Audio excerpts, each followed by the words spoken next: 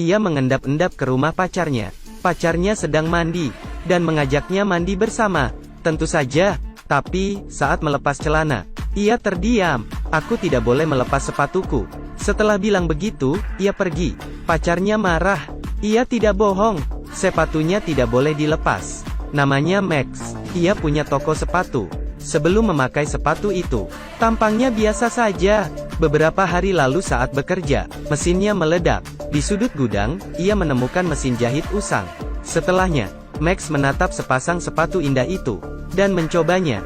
Begitu mendongak. Kenapa ia berubah jadi orang lain? Karena kaget, ia melepas sepatu itu, dan kembali seperti semula. Ia memakainya lagi, dan menjadi orang itu. Ia mendekat ke cermin, dan meringis. Wow, pria itu nampaknya kaya. Setelah berpikir, Max sadar, mesin jahitnya ini sakti. Ia mengambil sepatu yang dibuang tamunya, lalu menjahitnya. Secara acak, ia mencoba beragam sepatu. Ia menjadi pria tua brewokan, bahkan menjadi mayat. Ia juga berubah menjadi waria. Untuk membuktikan ia tak bermimpi, Max pergi ke salon sebelah untuk mengetes temannya. Mau potong? Silakan.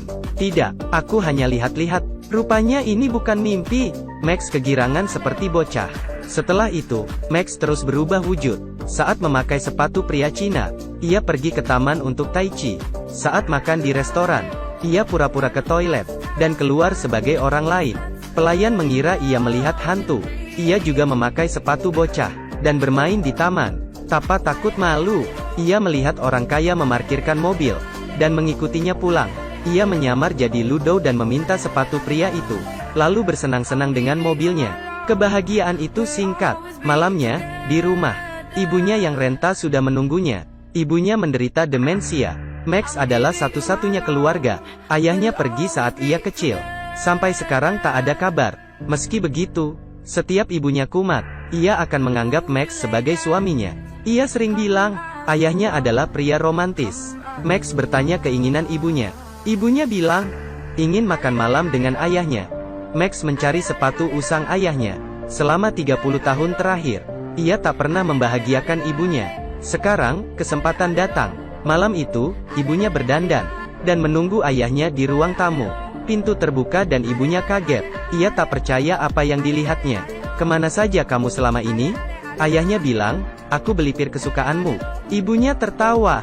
Malam itu, ia sungguh bahagia. Esoknya, ibunya meninggal. Max sangat sedih. Tapi, bos salon sangat perhatian, dan menghiburnya. Suatu hari setelah Max selesai berkabung, Ludo datang ke tokonya. Ia marah karena Max tutup beberapa hari. Jadi, ia tak bisa mengambil sepatunya. Max menjelaskan ibunya baru meninggal. Ludo tidak simpati, dan malah menghinanya. Max dibuatnya marah. Preman ini jelas-jelas tahu ibunya meninggal. Tapi, ia malah bilang, ibumu meninggal tapi tak memberikan warisan? Miskin sekali. Max yang sabar akhirnya berang. Ia sengaja tak mengembalikan sepatunya, karena pria itu tak membawa struk bukti. Ludo menggertakkan gigi, dan pergi dengan kesal. Karena khawatir, Max membawa tas sepatunya, dan memakai syal merah kesayangannya. Sepanjang jalan, ia berganti rupa sambil menguntit. Setelah Ludo keluar, Max mencuri sepatunya, lalu masuk ke apartemennya. Saat mencari barang untuk dicuri, ia malah menemukan kotak senjata. Max penasaran apa pekerjaannya. Ia tak sengaja menyetrum dirinya.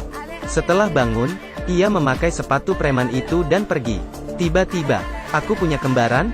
Tanpa basa-basi, Ludo menghajarnya. Di detik terakhir, Max menyetrum Ludo, lalu mengikatnya di kursi. Ia menjadi bocah lelaki dan menanyainya, di mana letak barang berhargamu? Ludo tak takut dengan bocah. Tidak takut. Max keluar kamar. Ia masuk lagi. Menjadi waria menyeramkan. Ludo ketakutan. Ia memberikan semua jam tangan emasnya.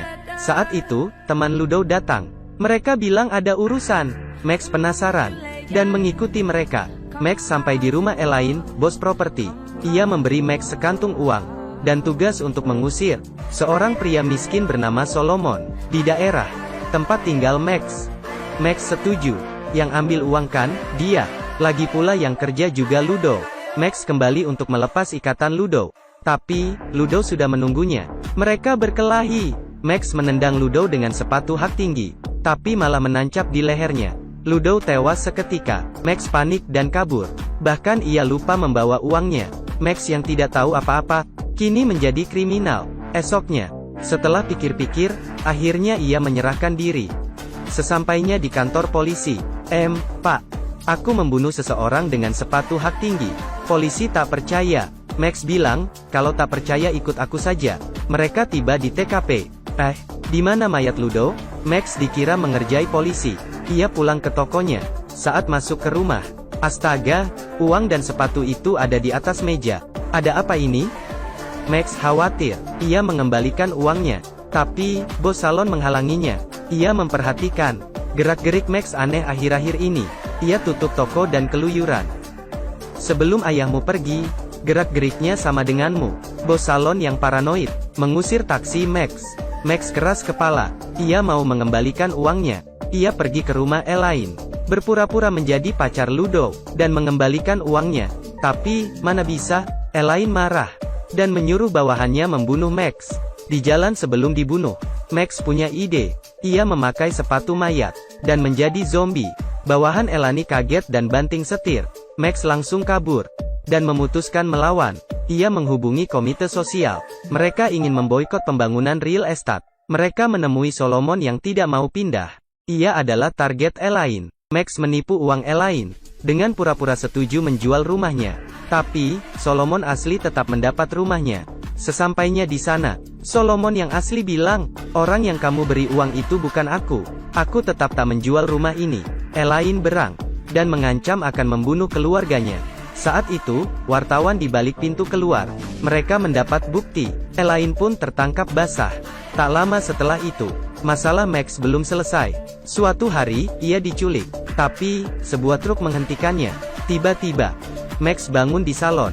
Ternyata, semua itu hanya mimpi Max semata. Bukanlah, aku hanya bercanda. Bos salon melepas sepatunya di depan Max, dan berubah menjadi ayahnya yang hilang. Ayahnya dulu memanfaatkan mesin jahit itu, dan membuat marah banyak orang.